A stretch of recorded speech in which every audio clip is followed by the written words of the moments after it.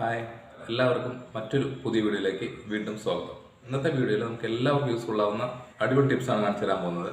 നമ്മുടെ വീടുകളിൽ ഒരുപാട് ബില്ലുകൾ വരാറുണ്ട്. അങ്ങനെ ബില്ലുകളിൽ നമുക്ക് ഏറ്റവും കൂടുതൽ ബുദ്ധിമുട്ടുണ്ടാക്കുന്ന ഒരു ബില്ലെന്ന് പറഞ്ഞാൽ, അല്ലെങ്കിൽ കുറച്ച് എക്സ്പെൻസീവായ ബില്ലെന്ന് പറഞ്ഞു കഴിഞ്ഞാൽ കറണ്ട് ബില്ലായിരിക്കും. ഇപ്പോൾ 2 മാസത്തിൽ ഒരിക്കലാണെങ്കിലും എല്ലാവർക്കും നല്ല രീതിയിൽ കറണ്ട് ബില്ല് കൂടുതലാണ്. അതിന് നമ്മൾക്ക് തന്നെ സിമ്പിളായിട്ട് ചെയ്യാൻ പറ്റുന്ന കുറച്ച് കാര്യങ്ങൾ ശ്രദ്ധിക്കുകയാണെങ്കിൽ കറണ്ട് ബില്ല് നല്ല രീതിയിൽ കുറയ്ക്കാൻ പറ്റുന്നതാണ്. അപ്പോൾ തീർച്ചയായിട്ടും നിങ്ങളുടെ വീട്ടിൽ കറണ്ട് ബില്ല് കൂടുതലാണെങ്കിൽ ഇനി മുതൽ ഈ ഒരു കാര്യങ്ങൾ ചെയ്യാത്തവരുണ്ടെങ്കിൽ ഒന്ന് ട്രൈ ചെയ്ത് നോക്കുക. വീഡിയോ മിസ്സാക്കാതെ മുഴുവനായിട്ട് കാണാൻ ശ്രമിക്കുക. ഇഷ്ടമാകണമെങ്കിൽ ഒന്ന് ലൈക്ക് ചെയ്യുക, ഷെയർ ചെയ്യുക, കമൻറ്റ്, സബ്സ്ക്രൈബ് ചെയ്യുക.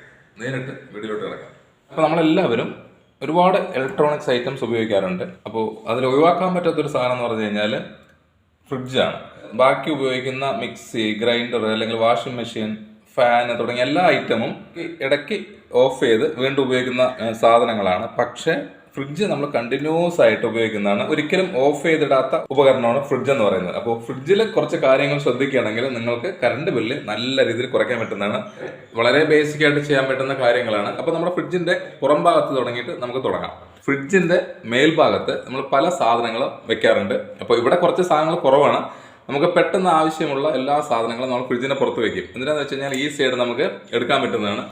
അപ്പോൾ ഇതുപോലുള്ള സാഹചര്യങ്ങൾ നിങ്ങൾ മാക്സിമം ഒഴിവാക്കുക. ഫ്രിഡ്ജിന്റെ മേൽഭാഗത്ത് നിങ്ങൾ ഒരു സാധനങ്ങളും വെക്കരുത്. ഫ്രിഡ്ജിന്റെ മേൽഭാഗം ഈ ഒരു രീതിയിൽ വേണം നമ്മൾ വെക്കേണ്ടത്.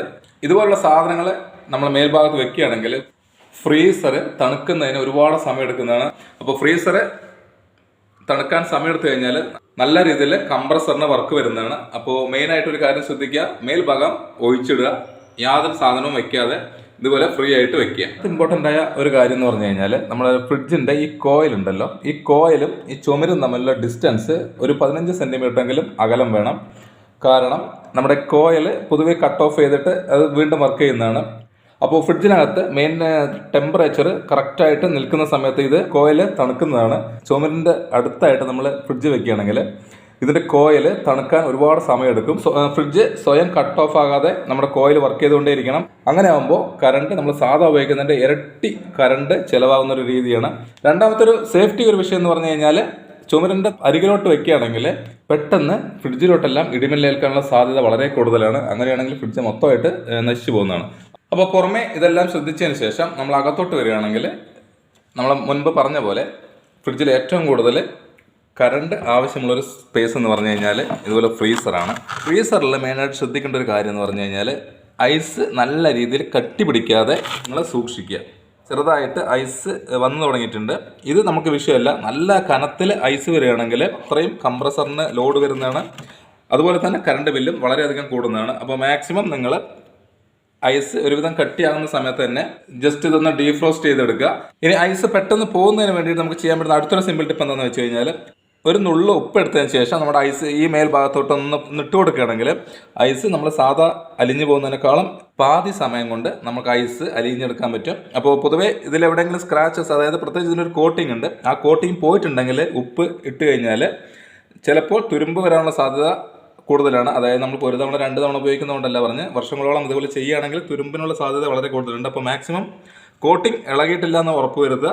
ഇനി അടുത്ത ശ്രദ്ധിക്കേണ്ട കുറച്ച് കാര്യങ്ങൾ എന്ന് പറഞ്ഞു കഴിഞ്ഞാൽ, പൊതുവേ നമ്മൾ ഭക്ഷണങ്ങൾ കുക്ക് ചെയ്ത ഉടനെ തന്നെ നമ്മൾ ഫ്രിഡ്ജിനകത്തോട്ട് കൊണ്ടുവയ്ക്കാതിരിക്കുക. കാരണം അത്രയും ചൂടിലോട് വെക്കുകയാണെങ്കിൽ ഫ്രിഡ്ജിൻ്റെ ആ ലെവൽ ടെമ്പറേച്ചർ ആകുന്നതിന് ഒരുപാട് സമയം എടുക്കുന്നതാണ്. അപ്പോൾ നല്ല രീതിയിൽ കറണ്ട് വലിച്ചാൽ മാത്രമേ നോർമൽ ടെമ്പറേച്ചറിലോട്ട് ആവുള്ളൂ. അപ്പോൾ എന്ത് ചെയ്യാന്ന് വെച്ച് കഴിഞ്ഞാൽ, ഭക്ഷണ സാധനങ്ങൾ അത്യാവശ്യം തണുത്തതിന് ശേഷം മാത്രം നിങ്ങൾ ഫ്രിഡ്ജിനകത്തോട്ട് ഇതുപോലെ ആക്കി വെക്കുക. ഏത് ഭക്ഷണമാണെങ്കിലും നിങ്ങൾക്ക് വെക്കാവുന്നതാണ്. നമ്മൾ ഉണ്ടാക്കിയ ഉടനെ തന്നെ ഫ്രിഡ്ജിനകത്തോട്ട് വെക്കുന്ന ഒരു രീതിയുണ്ട്, അത് പൂർണ്ണമായിട്ട് മാറ്റുക. ഇനി നമുക്ക് ശ്രദ്ധിക്കാനുള്ള അടുത്ത സിമ്പിൾ കാര്യങ്ങളാണ് കേട്ടോ. അത് നമ്മൾ പുതിയ കുറച്ച് സാധനങ്ങൾ വാങ്ങി വെക്കുമ്പോൾ എല്ലാം നമ്മൾ ഫ്രിഡ്ജിലോട്ട് കൊണ്ട് വെക്കാറുണ്ട്. ബോക്സിൽ വരുന്ന പാലാണെങ്കിലും അല്ലെങ്കിൽ ജ്യൂസൊക്കെ ആണെങ്കിലും ഇത് പുറത്താണെങ്കിലും ചീത്തയാവാതിരിക്കും കേട്ടോ. അപ്പോൾ പൊട്ടിച്ചാൽ മാത്രമേ നമുക്കിത് ഫ്രിഡ്ജിൽ വെക്കേണ്ട കാര്യമുള്ളൂ. അപ്പോൾ എല്ലാ സാധനങ്ങളും നമ്മൾ ഫ്രിഡ്ജിൽ വെക്കുകയാണെങ്കിൽ ഫ്രിഡ്ജിനകത്ത് കുറച്ച് എയർ സർക്കുലേഷന് സ്ഥലം ആവശ്യമാണ്. അപ്പോൾ അത് ശ്രദ്ധിക്കണം. നിങ്ങൾ ഒരുപാട് തിക്കി നിറച്ച് ഫ്രിഡ്ജിൽ സാധനം വെക്കരുത്. ചെറിയ ചെറിയ ഗ്യാപ്പ് ഇട്ടതിന് ശേഷം മാത്രം ഫ്രിഡ്ജിൽ സാധനങ്ങൾ വെക്കുക. അങ്ങനെയാണെങ്കിൽ ഒരു നോർമൽ കറണ്ടിൽ നമുക്ക് ഫ്രിഡ്ജ് ഉപയോഗിക്കാൻ പറ്റും. നമുക്ക് ആവശ്യമില്ലാത്ത ഇതുപോലുള്ള സാധനങ്ങളെല്ലാം നമുക്ക് ഫ്രിഡ്ജിൽ നിന്ന് മാറ്റി വയ്ക്കാം. ഇനി നമുക്ക് ഫ്രിഡ്ജിൽ അടുത്ത് ശ്രദ്ധിക്കേണ്ട ഒരു കാര്യമാണ് കേട്ടോ. പ്രത്യേകിച്ചിട്ട് അല്പം പഴക്കം ചെന്ന ഫ്രിഡ്ജിലൊക്കെയാണ് ഈ ഒരു കാര്യം ശ്രദ്ധിക്കേണ്ടത്. കാരണം ഇതിന്റെ ഈ ബീഡിങ് ഉണ്ടല്ലോ, അതുപോലെ ക്ലോസ് ചെയ്യും വീണ്ടും ഓപ്പൺ ചെയ്യും. അപ്പോൾ കണ്ടിന്യൂസ് ആയിട്ട് ചെയ്യുന്നതുകൊണ്ട് ഇതിന്റെ ഒരു ബീഡിങ് എന്ന് പറഞ്ഞാൽ റബ്ബറാണ്. അപ്പോൾ ഈ ബീഡിങ്ങിന് തേയ്മാനം സംഭവിക്കാനുള്ള സാധ്യതയുണ്ട്. ആ റബ്ബർ ബീഡിങ്ങിന് എന്തെങ്കിലും കംപ്ലൈന്റ് ഉണ്ടെങ്കിൽ ഫ്രിഡ്ജ് ക്ലോസ് ചെയ്ത് കഴിഞ്ഞാലും ഫ്രിഡ്ജിനകത്ത് തണുപ്പ് പുറത്തോട്ട് വരാനുള്ള സാധ്യതയുണ്ട്. ഇപ്പോൾ പഴയ മോഡൽ ഫ്രിഡ്ജൊക്കെ ഉപയോഗിക്കുന്നവർ തീർച്ചയായിട്ടും ഈ ഒരു കാര്യം ശ്രദ്ധിക്കണം. അപ്പോൾ അത് എങ്ങനെ അറിയാമെന്ന് വെച്ച് കഴിഞ്ഞാൽ വളരെ സിമ്പിളായിട്ടൊരു കാര്യം ചെയ്ത് നോക്കിയാൽ മാത്രം മതി. അപ്പോൾ ക്ലോസ് ആയാലും തണുപ്പ് പുറത്തു പോകുന്നുണ്ടെങ്കിൽ നിങ്ങൾക്ക് ഈ ഒരു രീതിയിൽ അത് അറിയാൻ പറ്റും. അതിന് നമുക്കൊരു സിമ്പിൾ ഐഡിയ ഉണ്ട്. നമുക്ക് ഏതെങ്കിലും ഒരു നോട്ട് 10, 20, 100 ഏതായിക്കോട്ടെ, അപ്പോൾ ഫ്രിഡ്ജിന്റെ ഡോറിൽ ഇതുപോലെ ഒന്ന് വെച്ച് നോക്കുക, പതിയെ ഒന്ന് വലിച്ചു നോക്കുക. അപ്പോൾ ബീഡിങ്ങിന് തേയ്മാനം സംഭവിച്ചിട്ടുണ്ടെങ്കിൽ നമുക്കിതുപോലെ വലിച്ചു കഴിഞ്ഞാൽ വളരെ പെട്ടെന്ന് വരും. ഇപ്പോൾ ചെറുതായിട്ടൊരു ടൈറ്റ് ഉണ്ട്, എന്നിരുന്നാലും നമുക്കിതാ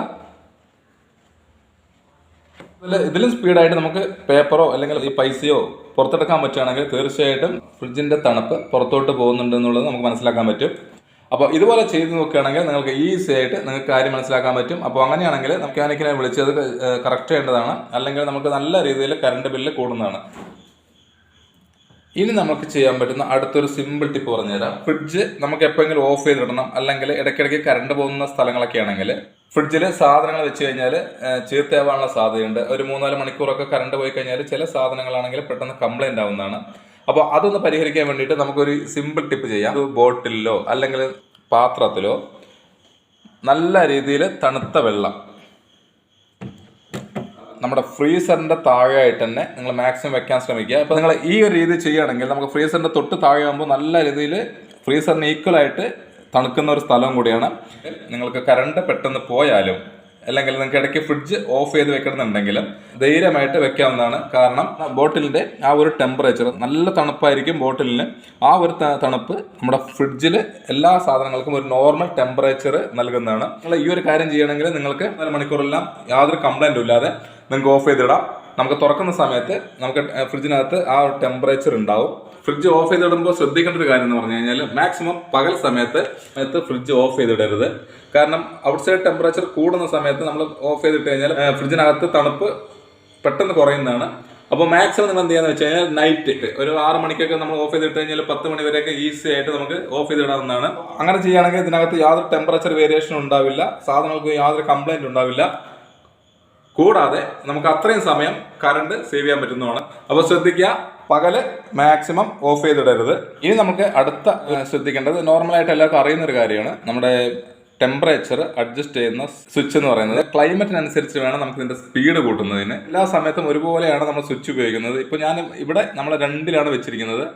അപ്പോൾ 2-ൽ വെക്കാനുള്ള കാരണം എന്ന് പറഞ്ഞാൽ അത്യാവശ്യം സാധനങ്ങൾ ഇതിനകത്തുണ്ട്. നമുക്ക് 1-ലാണെങ്കിലും നമുക്ക് ഉപയോഗിക്കാവുന്നതാണ്. പക്ഷെ മാക്സിമം ഒരു നോർമൽ ടെമ്പറേച്ചർ മെയിൻറ്റെയിൻ ചെയ്യാന്ന് പറഞ്ഞാൽ നമ്മൾ 2-ൽ ഉപയോഗിക്കുന്നതാണ് ഏറ്റവും നല്ലത്. 4, 5 നമ്മൾ മാക്സിമം ഒഴിവാക്കുക കേട്ടോ. കാരണം നല്ല രീതിയിൽ കറണ്ട് വലിക്കും. പ്രത്യേകിച്ചിട്ട് തണുപ്പുള്ള സമയങ്ങളിൽ ഇപ്പോൾ നിങ്ങൾ പകല് 2-ലോ അല്ലെങ്കിൽ 3-ലൊക്കെ ഒതുക്കുകയാണെങ്കിലും നൈറ്റ് ആവുന്ന സമയത്ത് നമുക്കത് 1-ലോട്ടാക്കാം. അങ്ങനെ ചെയ്യുകയാണെങ്കിൽ പാതി കറണ്ട് കൊണ്ട് നമുക്ക് ഫ്രിഡ്ജ് ഫുള്ളായിട്ട് വർക്ക് ചെയ്യാൻ പറ്റും. അപ്പോൾ ഇതുപോലുള്ള കുറച്ച് കാര്യങ്ങൾ നമ്മൾ ശ്രദ്ധിക്കുകയാണെങ്കിൽ തീർച്ചയായിട്ടും നിങ്ങൾക്ക് നല്ല രീതിയിൽ കറണ്ട് ബില്ല് കുറയ്ക്കാൻ പറ്റുന്നതാണ്. അടുത്ത മാസത്തെ കറണ്ട് ബില്ല് നിങ്ങൾ ശ്രദ്ധിച്ച് കഴിഞ്ഞാൽ മനസ്സിലാവും, നല്ല രീതിയിൽ ചേഞ്ച് ഉണ്ടാവും. അപ്പോൾ തീർച്ചയായിട്ടും ഈ പറഞ്ഞ കുറച്ച് കാര്യങ്ങൾ നമ്മുടെ ഡെയിലി ലൈഫിൽ നിങ്ങൾ ഉപയോഗിക്കുക.